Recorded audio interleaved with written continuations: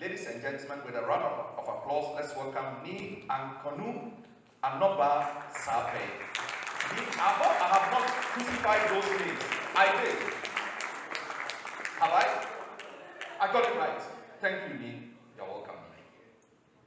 I mean, often when asked to pronounce my name, I usually would say Nii Sarpei just to, prevent people from, as he said, butchering my name. My father gave me a very local name because he believed that I had to show my true African culture.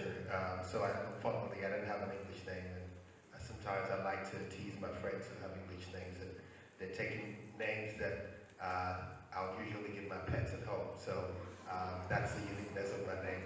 Anyway, happy to be here. Good morning, distinguished members of the NGO fraternity, members of the media, academicians, ladies and gentlemen, all protocol observed. I bring you greetings from the CEO of the KGL Foundation, Mr. Dade, who is unable to join us for this noble engagement due to other commitments. Mr. Dade asked me to convey his resolve and commitment to seeing the development of grassroots organizations in Ghana and beyond. He wants you to know that he's proud and happy to be associated with this summit, which has been put together by the NCVO in collaboration with KGL Foundation and other partners. Thank you, Ambassador Shirley and team for putting this together. To get back on track, I must admit that I'm very honored to share with you the opening remarks of this workshop and a lecture on the topic, the power of NGOs. Indeed, when I was asked to speak on the power of NGOs, I thought to myself, what can I say to this amazing audience or to you all that is already known by you?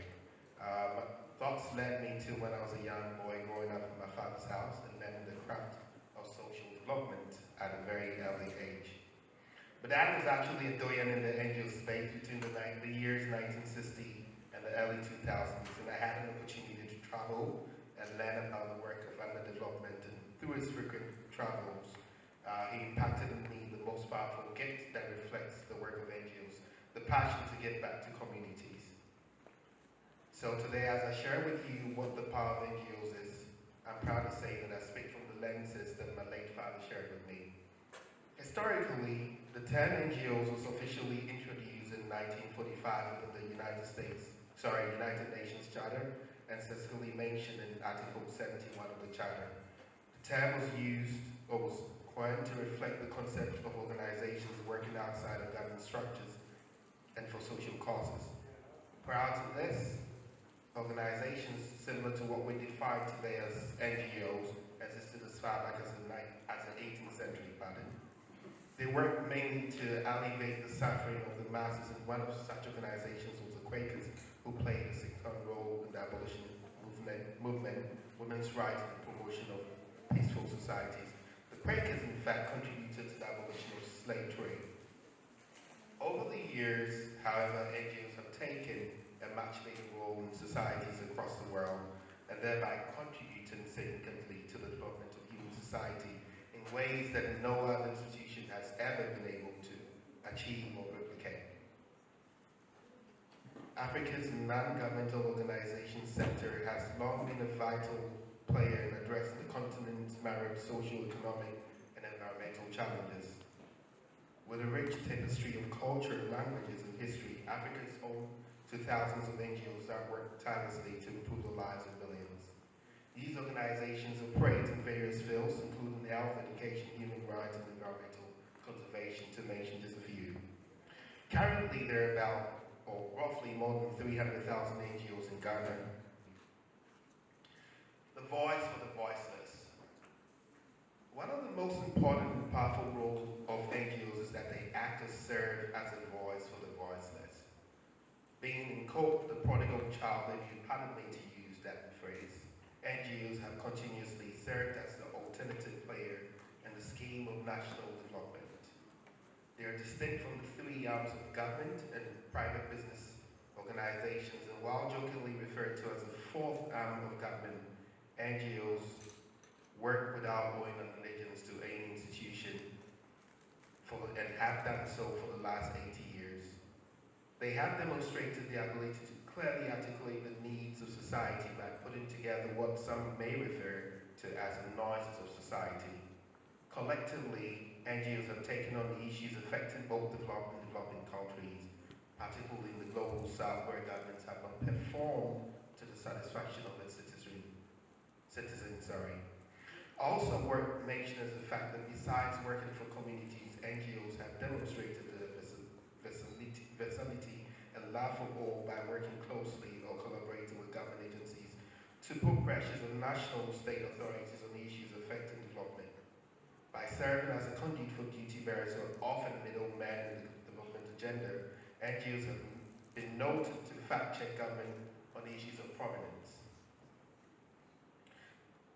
To get my own personal experience, my almost 20 years of professional work within the health space, I have frequently encountered circumstances where duty bearers have provided information which, together with my colleagues in the NGO space, we used to either picket at health summits, and I remember doing this around the year 2005, where we caught, the entire authorities or duty bearers who would come to engage with us on issues unaware, and they were really surprised with the facts that we were able to share with them. We've also been able to engage parliamentarians, such as the Parliamentary Committee on Health, as well as ministers and key influential decision makers in the health sector. The likes of think tank institutions like Imani Center for Policy Education, Africa Education Watch, Star Ghana, to mention a few Ghanaian organizations within the space, are examples of organizations whose actions have led to government review of policies, programs, and strategies. NGOs have thus served as a voice for the voiceless in many areas, including the area of education, health, agriculture, economic empowerment, peace building, and other issues of social development.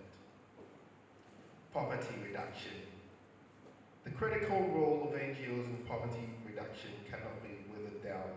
As a powerful player in the development arena, several players in the NGO space have contributed to poverty reduction through programs aimed at the alleviation of poverty.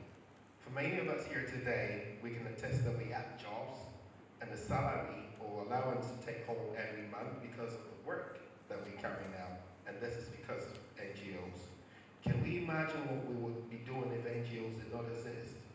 In Ghana, where the government sector employs roughly about 1 million or so Ghanaians, you bear testimony that we would probably, having seen Hawking, or still searching for a job that wouldn't satisfy our innermost desire, which is to get back to society. In fact, the power of NGOs is inherent in our ability to provide economic opportunities for many people within the formal and informal sectors of society. Now, I want you to spend some time to reflect on the many skill training workshops and symposiums organized in hard-to-reach places to support vulnerable populations, which is a clear demonstration of the power of NGOs.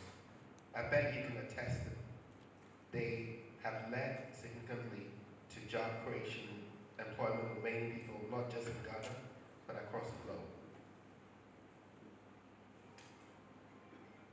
Access to education. In the education space, NGOs have been involved in facilitating access to quality education through various endeavors, including building and renovation of schools, provision of educational scholarships, organization of formal and informal teaching insertions for people in communities.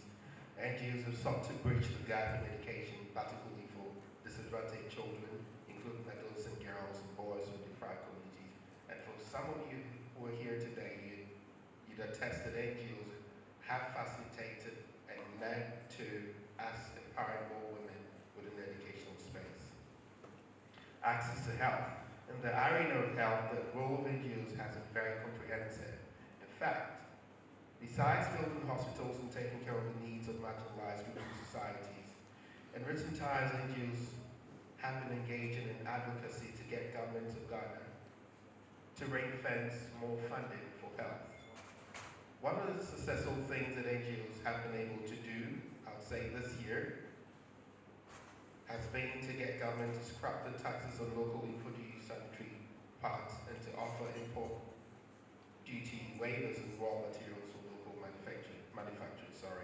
The likes of PPAG, ARHR, Ghana, and several others have been instrumental in this drive. Through their collective efforts, government is now aiming to make menstrual hygiene products more affordable and accessible for Ghanaian women. That's one of the powerful things that NGOs have been able to achieve. Human rights. On the human rights front, NGOs have successfully led and facilitated peace building, conflict resolution, and the promotion of human rights while advocating for justice and support for marginalized communities. In Ghana, organizations such as Institute for Democratic Governance, the Center for Democratic Development Ghana, and the Nii Ankonu Foundation for West Africa have all played important roles in promoting human rights, peace, and effective leadership through the demand for government accountability and responsiveness. My final remarks. While the topic on the power of NGOs cannot be exhausted in one lecture, I want to believe that these few examples shared here this morning are some twigs of the power of NGOs in modern society. It is worth highlighting that in Ghana and Africa as a whole, NGOs have sought to fill gaps in government services by providing essential support to communities through the promotion of community development, empowerment, and participation in decision-making processes. It is a well-known fact that governments across the world need the support of NGOs to achieve international and regional development goals and targets such as the SDGs and the AU Agenda 2063. In wrapping up, I must indicate that although NGOs are sometimes constrained in their work due mostly to their over-dependence or reliance on international grants, philanthropists, and private sector businesses, the work of NGOs cannot be devalued. On this note, together with the KGL Foundation team that includes Elliot, who is presently not here as I mentioned, Priscilla, Kenny, Kwesi, Edwin, George, and Daniel, we express our thankfulness to NCPO and all of you for turning up for this important summit. Let's enjoy ourselves, but before I leave the stage, I would request that we all stand up. I want us to gather with one voice, say with a voice that brings positive change to the communities we work in. So can we all stand up and repeat this? And then we can give ourselves a round of applause for contributing to the development of our country. So let's say this. We are the voice that brings positive change to our community.